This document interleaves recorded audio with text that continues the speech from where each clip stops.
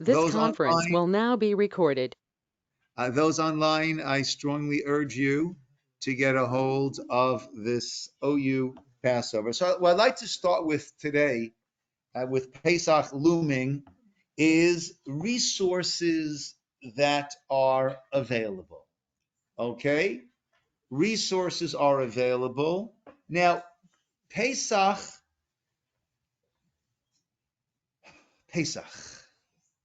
Pesach is a labor-intensive time getting ready for Pesach. We had a when we lived in Israel, we had a Chinese cleaning woman, and she was very close with Natalie more than the other houses that she worked at. And she told Natalie, we've repeated this many times. No like Pesach.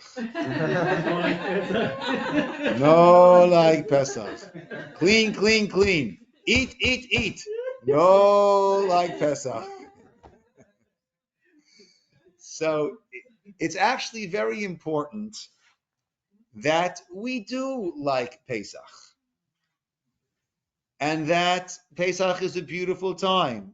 It's labor intensive, but one, first of all, we'll go through what needs to be done, what doesn't need to be done. And also one can get, a bit of a jump on things, like start 4 months ago now, right? One can get a bit of a jump on things, and Pesach should be a beautiful time.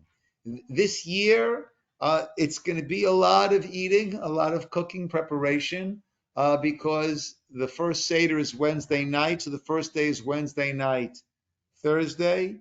Second Seder, second day is Thursday night, Friday. And then, of course, what comes after that is Friday night, Shabbos. But once again, right, you don't want to overdo to the point that you're exhausted and that you can't enjoy the holiday, right? What I would imagine we're having the entire family, all children and grandchildren are all coming. So it's going to be wild. As I tell my son, game on. Okay, here we go, right? But what I imagine we're going to do, I'm just letting you know that it's okay. We're going to ensure now to be cooking up a storm for the first Seder. Second Seder we have here in Shul, so all are welcome to join us for that if that works for you, right? But my kids will be making the second Seder at home with the little ones, and I will cook up for that. And then what I imagine is, well, we end up having dairy in the afternoon. It's just too much for us otherwise. So for the day meals, we have dairy. And what I imagine we're going to do is she's not going to cook up for Shabbos, but there'll be plenty, more than plenty, to have for Friday night and for Shabbos day. We don't have the meals here, Shabbos and Yom Tov afternoon on Pesach.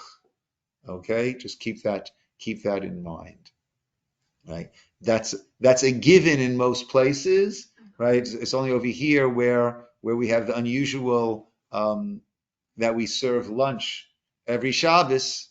So that's why I wanted to make sure that was.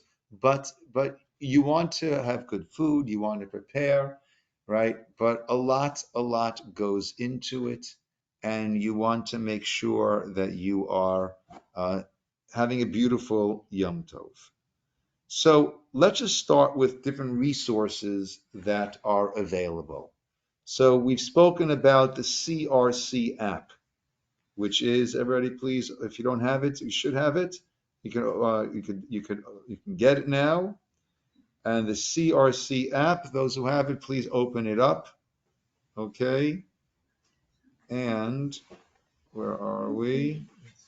Did you say you were recording? I am recording, I believe. Yeah. Yeah. So don't say what you wanted to say. No.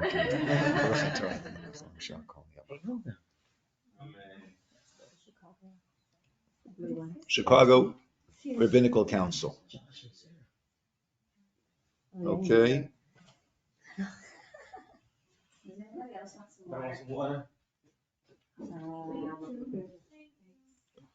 Okay. So on this CRC app, which is a wonderful, wonderful app to have, I use it often. People call me, Rabbi, is this hechsher? Is this an acceptable hechsher? The two places that I look are in the CRC app. I'm not an encyclopedia of different hechsherim, especially since there are tens, if not hundreds of them out there. So I look on the CRC app. I look on Kosher Quest. But also you want to know how to check vegetables if they need to be checked, fruits and vegetables. Also, certain things don't need a hechsher, right? You're buying rice, you're buying flour, you're buying sugar. I'm not talking for Pesach now. In general, right? There's certain things that don't need a hechsher. It's wonderful to look on your food list and look up almonds. Unflavored raw nuts are acceptable without hashgacha, assuming there are no sensitive ingredients. Okay, in this context, nuts which are merely blanched or pasteurized are considered raw. Any nuts which are roasted, dry or oiled, cooked, boiled, canned, flavored, colored, or have added kosher ingredients require reliable hashgacha. Right, so this is an incredible resource. So if you have your app open, right, so you've got over there, you've got brachos, okay, we touched upon that.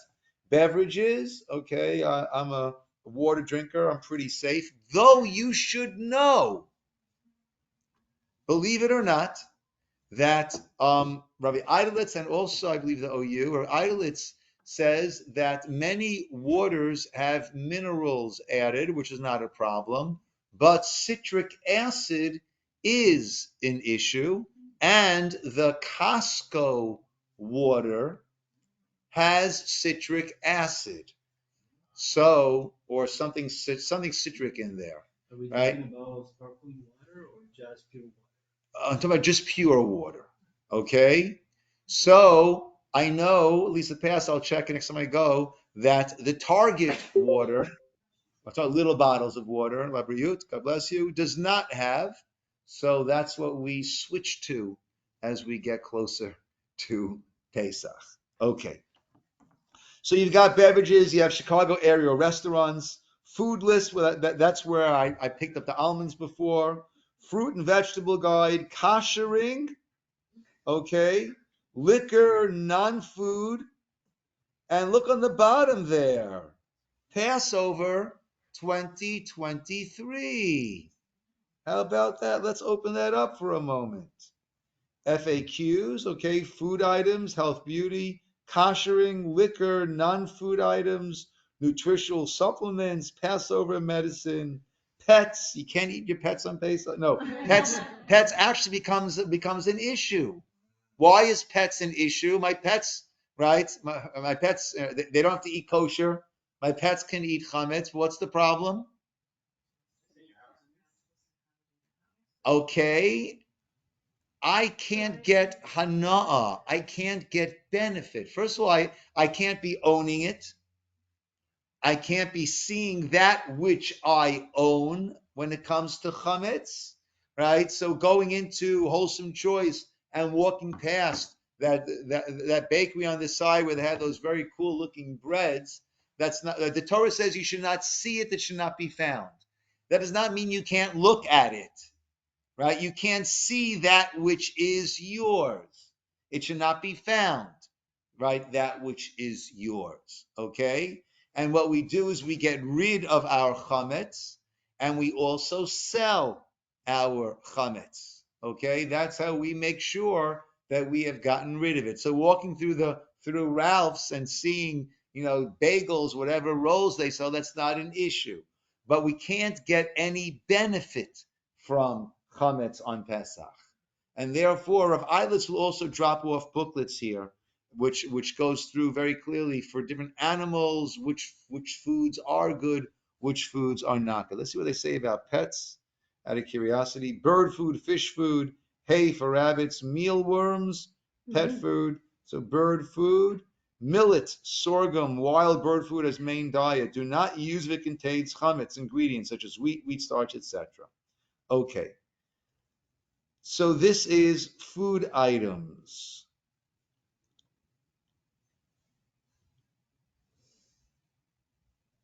Okay. Almond flour. Now, normally flour, right? Almond flour must bear reliable Passover certification. Kirkland almond flour is recommended for Passover when bearing the KORC, even without specific Pesach designation. Now, this is gold. Why is this gold? Because the matzah is referred to as lechem oni, the bread of our affliction. Oni also means poverty. It's expensive. Pesach is an expensive week. If you can get things that are regular priced with kosher for Pesach certification, that is great. If you can find the Philadelphia cream cheese with OUP on it, some have it, some don't.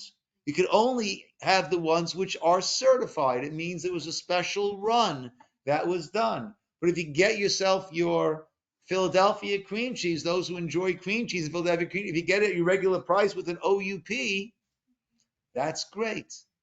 Now, baking on Pesach is quite involved. Natalie has transitioned. So basically, if you want to, when baking on Pesach, ask Natalie. No, but from the little that I know, right, baking on Pesach, so you could use matzah cake meal. Okay? Flour, when it gets wet, it's going to rise. That is classic chametz. We can't bake with flour. Okay? With any of the grain flours. But once it was matzah, once it was baked already into matzah, and now it gets ground up, it's not going to rise.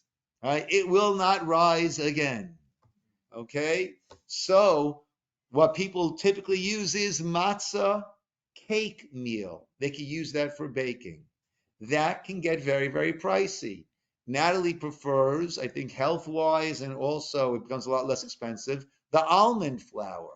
Now, if you're going to go to one of the kosher stores and buy almond flour that's kosher for Passover, it's going to be quite pricey. So this is gold right here, that the almond flour at Costco, right, is okay. Apple juice. You'll go through the list here. When it comes to Pesach, it's basically must bear, right? Interesting. Avocado oil, right? This is really worthwhile. Right? This app is fantastic. Chosen Foods avocado oil. It's recommended for Passover 2023 when bearing OU, no P required. Okay? Now, OU, well, we'll come to the booklet soon. Okay? So this is gold. Interesting. Bagged vegetables. Acceptable for Passover if it contains no sensitive additives. All fresh, raw, pre-washed iceberg lettuce and other non-kitniot vegetables, such as whole carrots, regular and baby, shredded and sliced carrots, shredded cabbage, broccoli slaw are acceptable for Passover if they do not contain sensitive ingredients and are purchased before Pesach. Why? Why is it that we want it to be purchased before Pesach? Normally, we have different leniencies that are built into the halacha, right? We discussed when we did our kosher segment, something called batel b'shishim. What's batel b'shishim? Annulled in 60.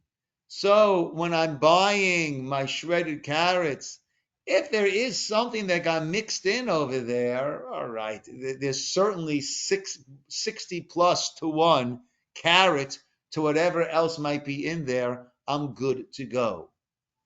However, on Pesach, there is no batel b'shishim. It does not become nullified in 60. Actually, afilu be'elef lo batel. Even 1 in 1,000 does not become batel, does not become nullified. So what should you do? Buy it before Pesach. And before Pesach, it will become nullified. If you buy it on Pesach, then it only came into your domain at a time where we don't have this din of batal b'shishim. We've got problems. Milk is another example of that. But this is gold, right? So you can buy just in the regular grocery store like you normally buy shredded carrots, shredded cabbage, iceberg lettuce, all those things that don't need to be checked besides the bugs aspect, right? But you can buy these things regularly. Another aspect of Pesach is we have the concept of me'et le'et. What's me'et le'et? 24 hours.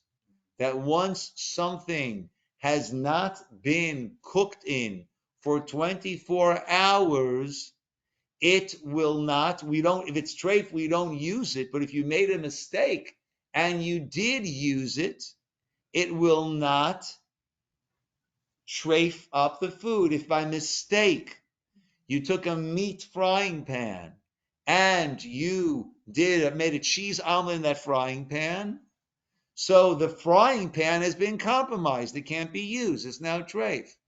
But the omelet, can you eat the omelet or not? It depends. It depends on what? Meaning what? Be more specific, Yoshi, correct? If the frying pan was used for hot meat within 24 hours, we've got a problem. That whatever it went in came out onto your eggs, onto your cheese, and you can't eat the omelet. If it was only used for hot meat more than 24 hours beforehand, then you can eat the omelet. That's called notain tam lifgam. Notain, it gives a flavor tam lifgam that has become null, has become expired. It's a better term for it. Impotent, right? It loses its potency after 24 hours. Not by Pesach. Not by Pesach. Even though it's been more than 24 hours, it will be problematic. Okay, just one second, Gabrielle. And therefore, right, you'll need to have, as if it wasn't enough to have a set of dishes for meat and a set of dishes for dairy and certain things that you want to keep parava, play it again, Sam, when it comes to Pesach.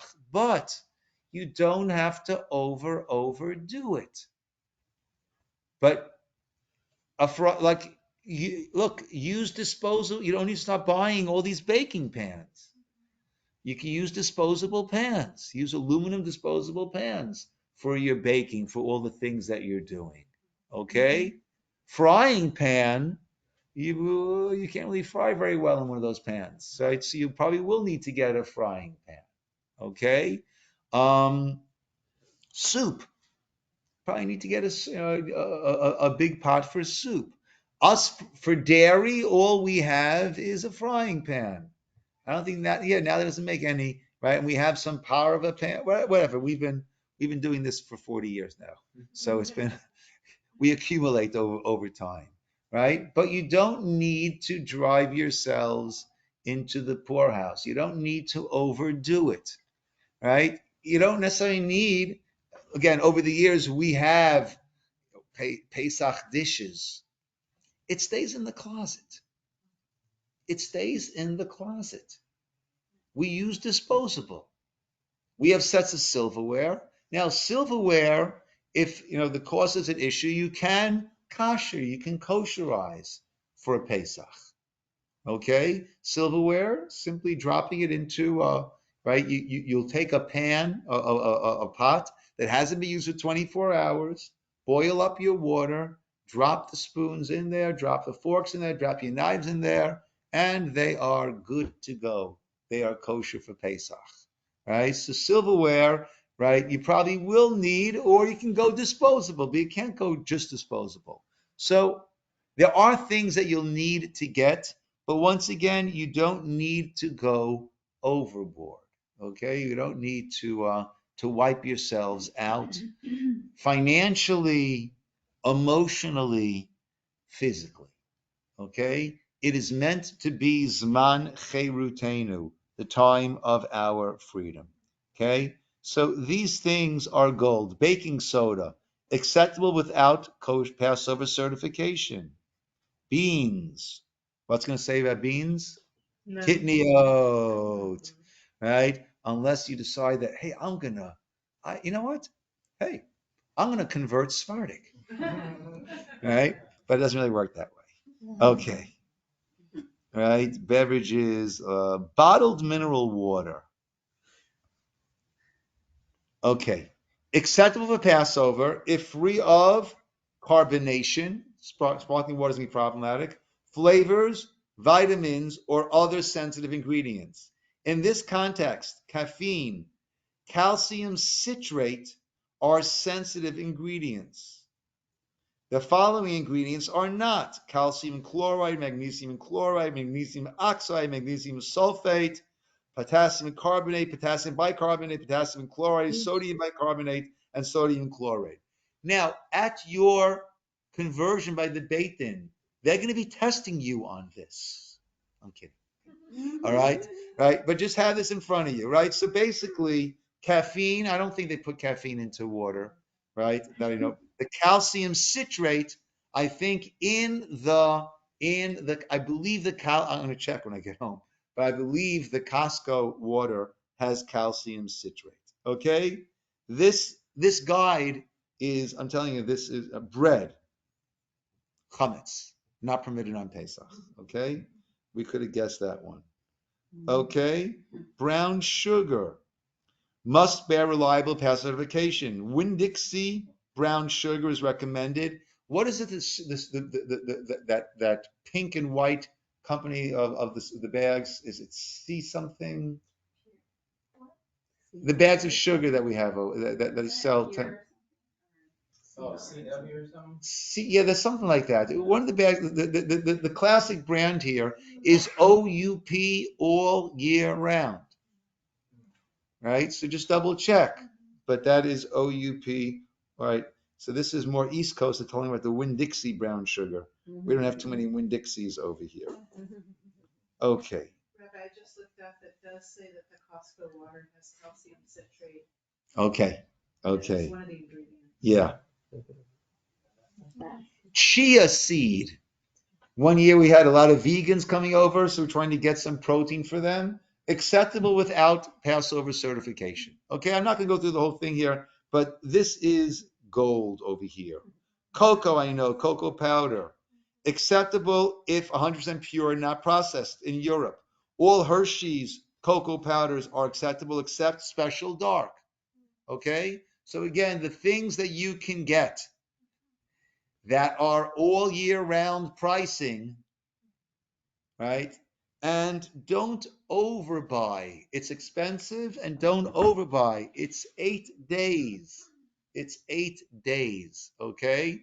And I was going through one of my cabinets, right? The kosher for Pesach mayonnaise, let's say, you probably won't want to have it year round, okay?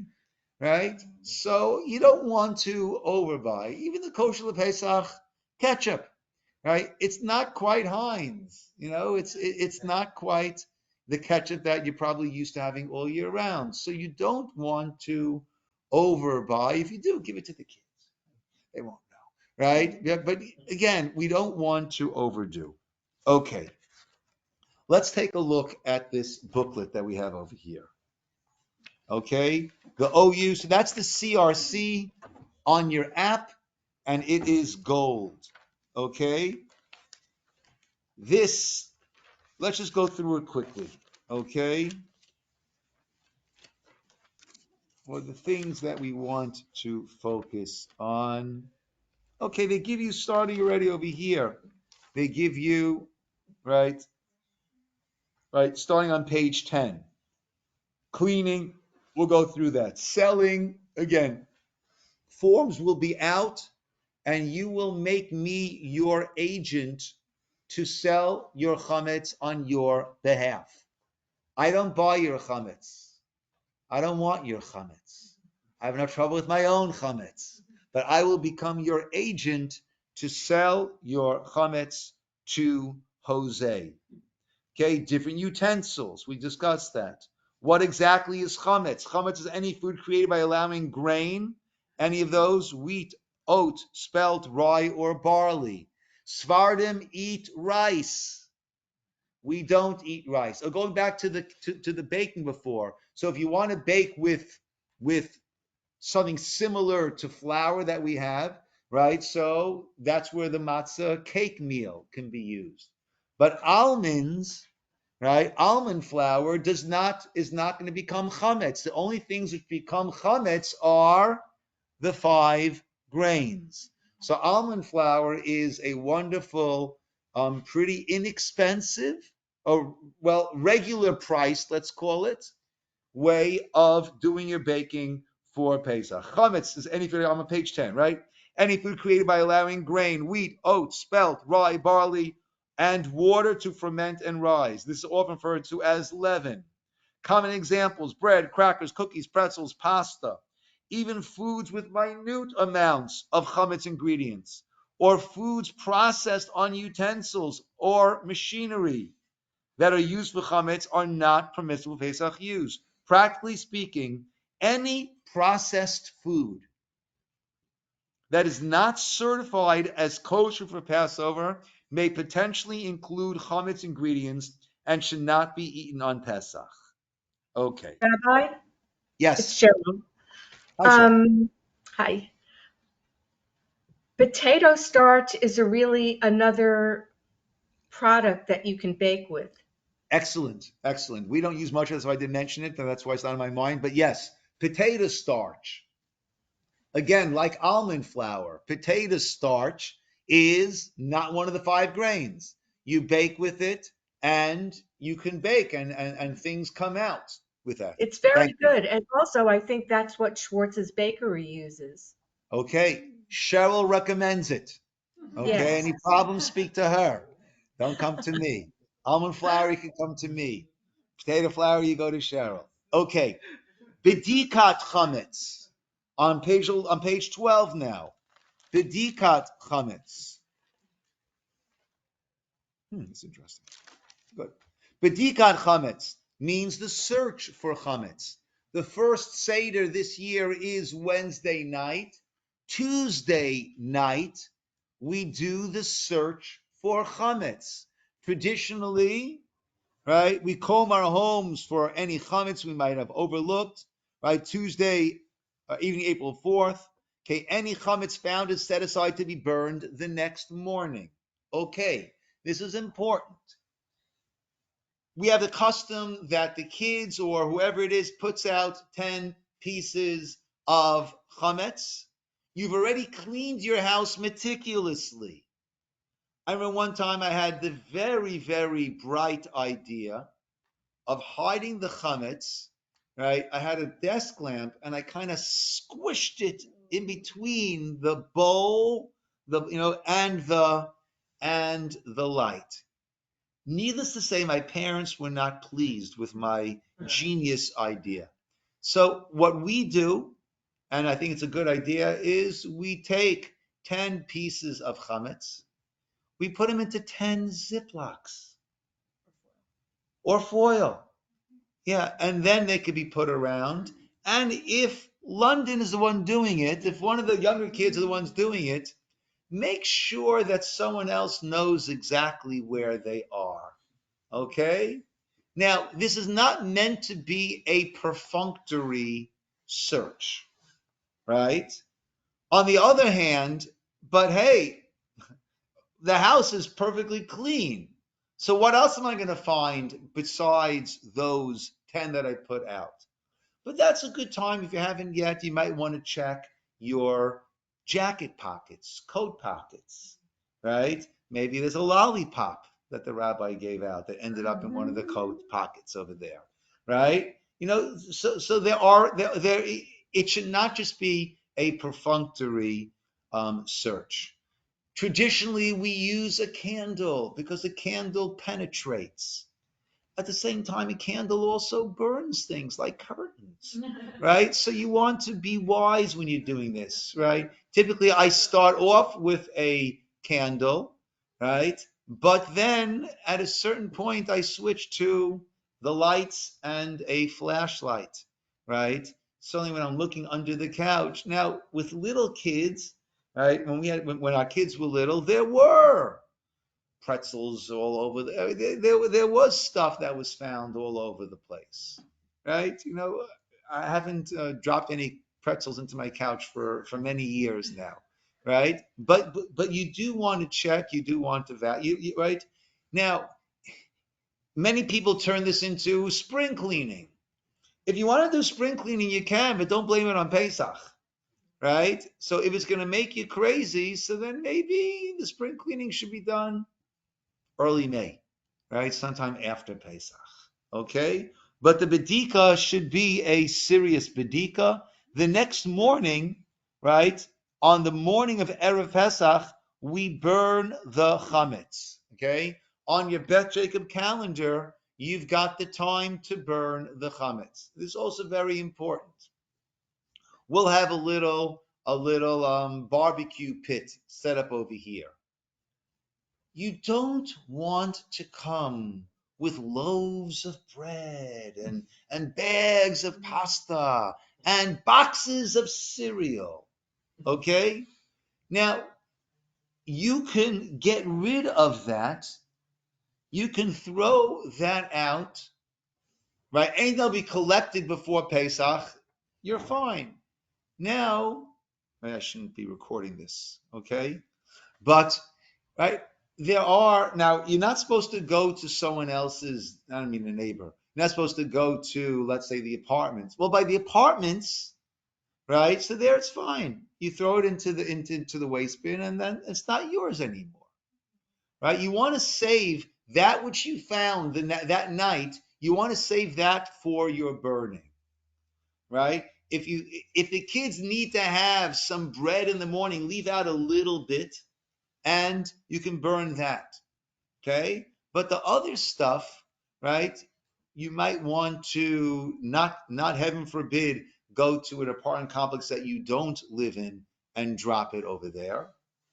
Right. But there are some garbage cans along Michelson that are public. There are in front of the stores, in front of Wholesome. There are some in front of the stores. Now you're not going to come there with a whole, a massive garbage bag and try to, right? But if you have stuff, now you're also able to sell the chametz.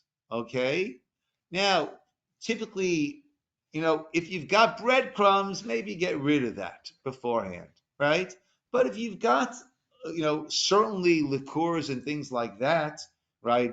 Alcohol, which is for the most part many of our chametz, right? Those are sold. Even if you have bags of pasta, right? There's some people who are careful. I'm not going to sell what's called chametz gamor. What's real chametz, I'm not going to sell, right? But you can sell if you have typically people if you have unopened boxes of noodles, pasta, things like that.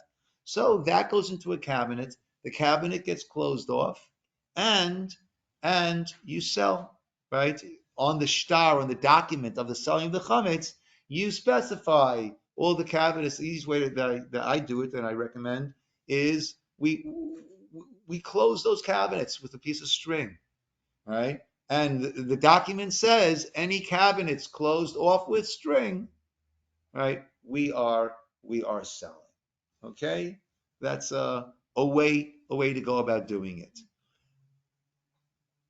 Many people, and for years, what we used to do was we would empty out our cabinets, put things into boxes, move it somewhere else, line the shelf with paper, take out our Pesach things and put it in there. And then for the next 2 months after Pesach, does anybody know where the dairy, right? You can do that. It's a lot of extra work. What we now do is we bought these plastic Keter. It's actually an Israeli company that makes it. These plastic shelving units, right? That fold up. That goes into our place by the roof, attic, whatever. Right? It fits in there during the year. We take it out. We assemble it, and we don't empty out a single cabinet. We don't empty a single cabinet. The cabinet that we have a grape juice in all year round, so we use that. We don't empty out a single cabinet. And we just put all the food and all the pots and pans and this and whatever we have, it goes on these shelves. We happen to have 3 shelving units, right? It goes onto those shelving units, and that way, I know some people what they do. We no longer have a workable garage. Some people have all their Pesach stuff on such a unit on wheels, and then after Pesach they just wrap it with plastic and put it back in their garage, and that way, right? So things that you can do that you want to do to minimize all of the craziness going in. Right, I strongly urge you to do that. I think that's been kind of a theme that I've repeated a few times. Okay, burning the chametz, we do that the next morning, and again on the Beth calendar we have the time to do that.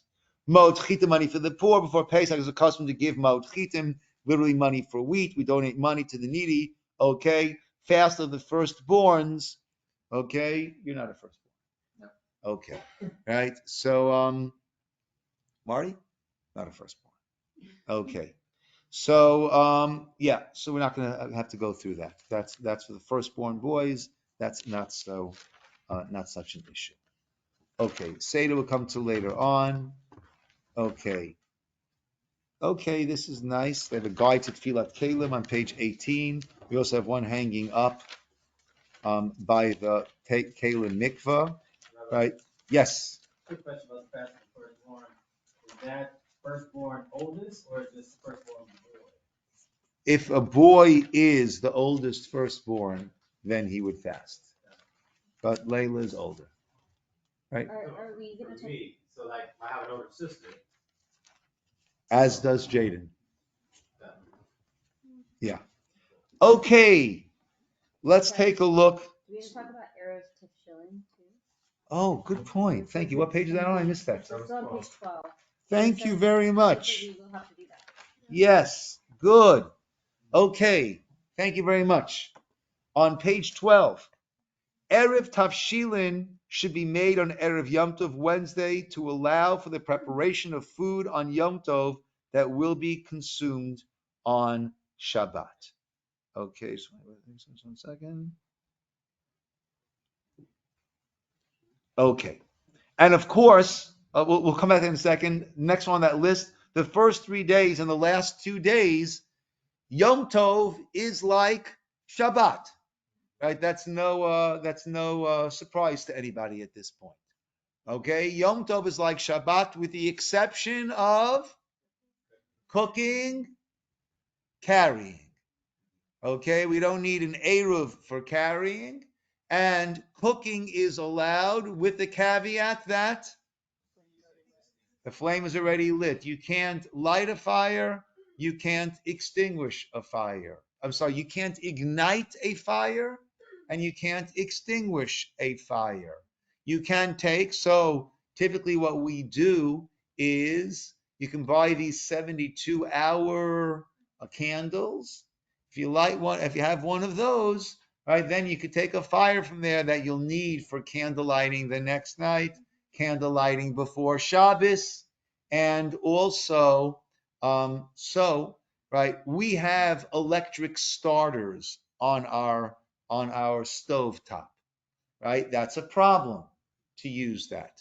but we also put in a kill switch, which doesn't, that runs on electricity.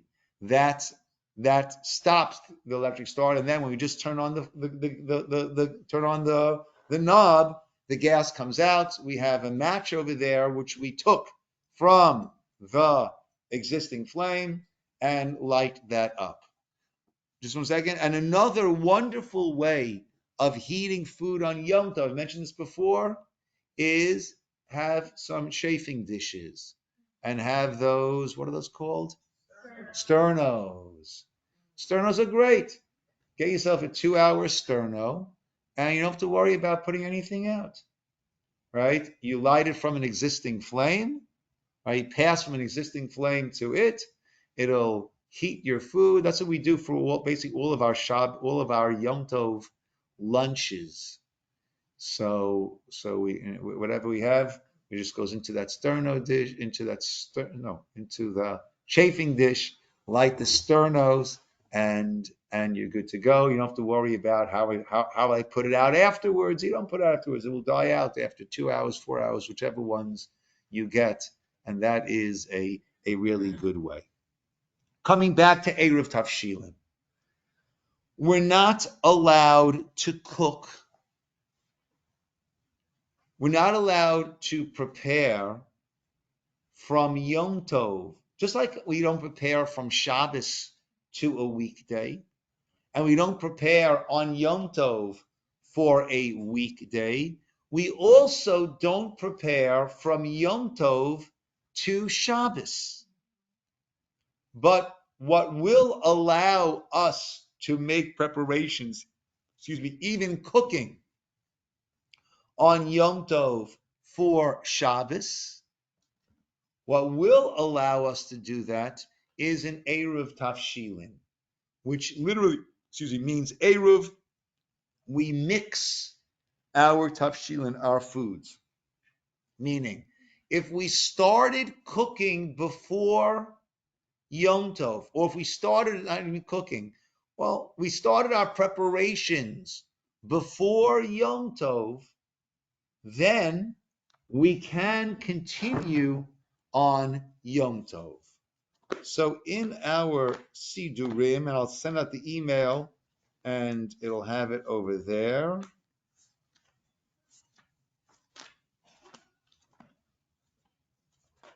Actually, we'll go through it next time when we go through also the things. There's certain things that we say after.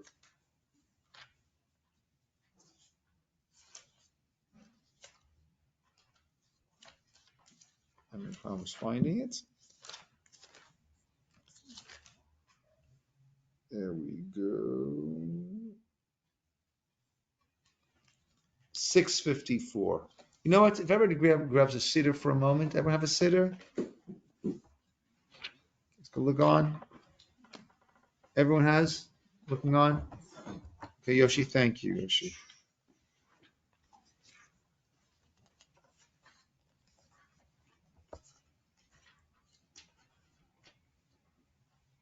Paper route? 654. Okay, what we have over here is we spoke about the Bedikat Chametz, searching for the Chametz. There's a blessing that is made before you start the search. And that's the top blessing. You, right? We know sanctified with the mitzvot, B'tzivano, and commanded us, al bi'or chametz, on the removal of the chametz. Okay? And then you start your search. After the search, the chametz is wrapped up and put aside in a safe place to be burned in the morning. The following declaration is made. If your Aramaic is a bit rusty, then say it in English. Any chametz or leaven that is in my possession, which I have not seen, have not removed, do not know about, shall be annulled, become ownerless, like the dust of the earth. Okay. Now, notice you only said that which I have not seen, right? That I do not know about. You don't want to make that which you've set aside for burning the next day, you don't want to make that ownerless because you want to fulfill the mitzvah of burning your chametz.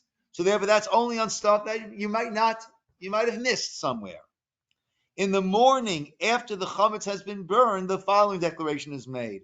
Any chametz 11 is my possession, whether I recognized it or not, whether I've seen it or not, removed it or not, shall be annulled and become ownerless like the dust of the earth. And that way it's not your chametz. Okay, now the bottom part, we have the Eruv Tavshilin, right, that Mary thankfully reminded me to speak about. Okay? So there is what you do is you take two food items.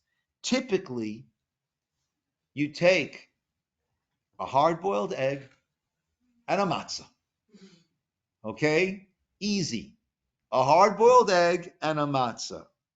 And you lift them up and you say the blessing. Bless you, Hashem, our God, King of the universe, who has sent us with the commandment and has commanded us concerning the mitzvah of Eruv. That's the blessing, say that in Hebrew.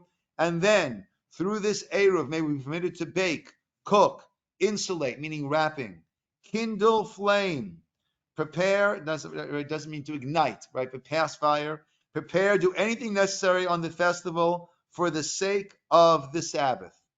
Okay? I do it for the community, for ourselves, and for all Jews who live in this city. That works if somebody forgot once. Don't use it up this time, guys. Okay? Keep the ace up your sleeve. You never know when you might need it. All right? But by doing that, that allows you to set the table for Friday night already in the afternoon. Put up your cholent, right? Cholent. 1 second. What can go into the cholent? What can't go into the cholent? No kidney oats. So, no barley, no beans, right? You know what can go into the cholent? Interesting. Quinoa. Ooh, quinoa. That's interesting, right? For a while, we don't eat so much of that anymore, but we used to use not matzah meal, but they come like matzah farfel, pieces of matzah like that, right? That can go in, right? Or you can go without a challenge, whatever. But the cooking that you want to do, right, that you can do. All the preparations, you can then do that on Friday for Shabbos. Now, the understanding just basically behind it is there's a concept of maybe I'll need it on Yom Tov. Maybe all of a sudden there's being a knock on my door and a bunch of people are coming over and I want to give them some food. So whatever you're preparing for Shabbos with the Eruv Tavshilin, you want to try to have it basically ready while it's still Yom Tov.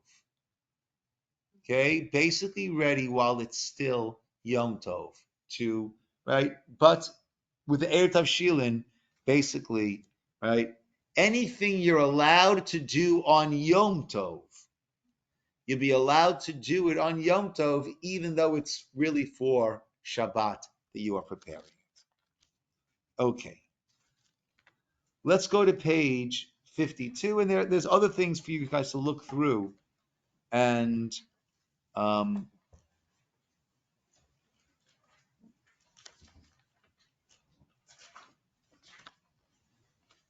so if you have an electric stove, so you can't use from an existing fire, so are you suggesting the sterno and chafing dish? that's one way, or if you're okay leaving it on, it's hard for that's 72 hours.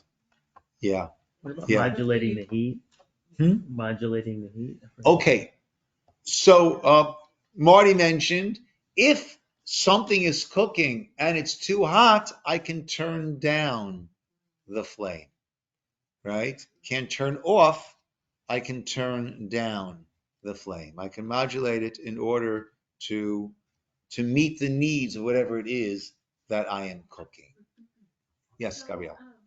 So in the app, it says you can kosher a hot plate like year round, but it cannot be kosher for Pesach.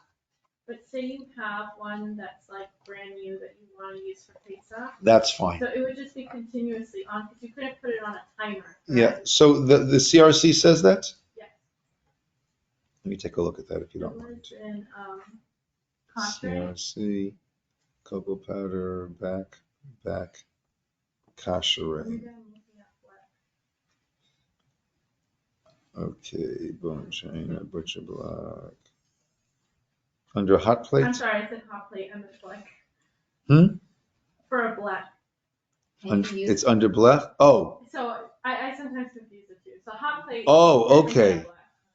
yes, But okay. you couldn't use a hot. So good, because I was getting a little nervous. I was gonna say, can you use, a Just hot one plate? second, let me see what they have to say. Okay, It does beautiful. have for hot plate though. Yes, they hot plate metal. May be kosher for Passover. To kosher, clean. Do not use for 24 hours. Leave on highest setting for half an hour. Then cover with foil before use. Okay, glass and ceramic hot plates cannot be kosher. So if you're using a metal hot plate and that's still electric, right? So it's plugged in, it can't be plugged into a timer because Why not? because it would turn off. Is that, I'm trying to understand existing flames. Yeah, Like it's still. no. You can't ignite a flame. You have a hot plate going on and off. That's fine. On a timer. Yeah, that's what we do. We have a hot plate on a timer. Yeah. And yeah, that's easy. Clean it. Now, in general, we always cover our hot plate with aluminum foil. And that way you save a lot of elbow grease, down the road, especially when it comes to Pesach time. Right? Something spills, you just put on some fresh tin foil. Yeah, let's be spoiled, guys. Okay? So that's easy. Yeah. Blech is a different matter. Blech is a different matter. Okay. Right, everyone familiar that right, the blech that's on the fire with pots, right? That's a different ball game. Okay. So we're not going to go through this now. We'll pick up next time. But just briefly, there are two main ways that we kasher. Okay? The general rule, and we did this when we went through our kosher segment. Kabolo kach polto. However it absorbed, that's how it will spit out.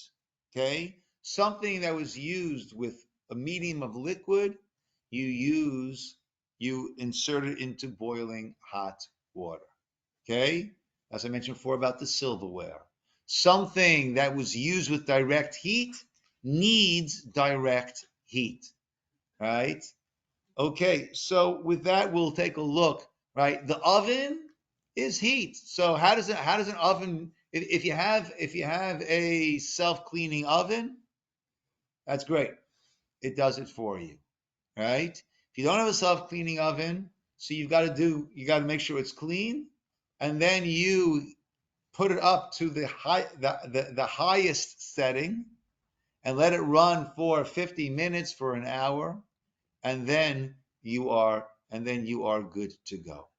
Okay, coming back to you, Esther. I don't know if I fully answered what you had said about the electric. Yeah. Oh, so you can use a timer on that. Yeah, I mean, you could use, either the sterno. Yeah, stuff. or you could put that onto an electric timer. Sure, with the hot plate, yeah. Right, or your electric.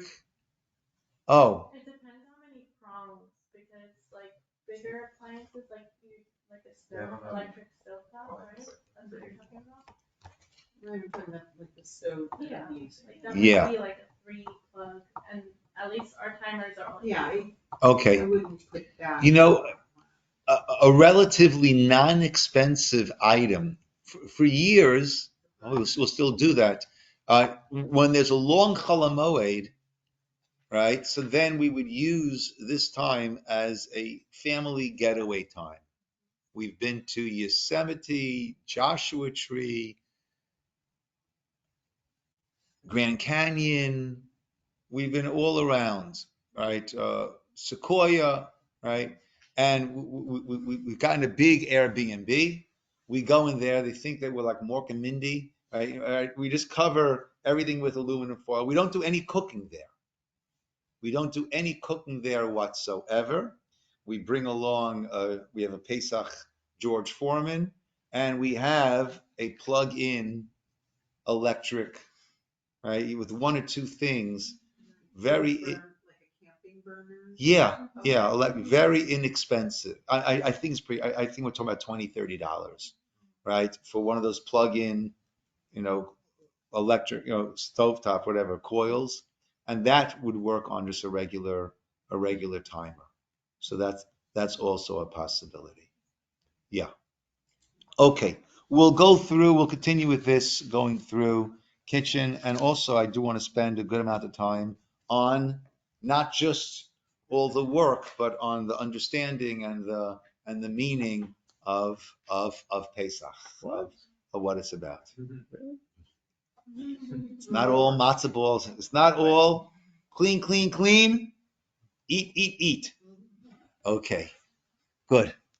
All righty. Good seeing everybody over there. Everybody here can say hello to our crew over there. There We we cannot go. Good night, see you, everybody. Rabbi. Your camera is off. Rabbi, thank you. Rabbi, I your can. camera was off. Oh, I saw myself. Yeah, we're able to see you, Rabbi. Yeah, I think it's I see myself. Not Oh, much to see, but I see myself. It might be on your end. okay. Yeah. It seems that it's been on for me over here. Okay. Others haven't been able to see. Okay. Good night, good night, good night, everybody.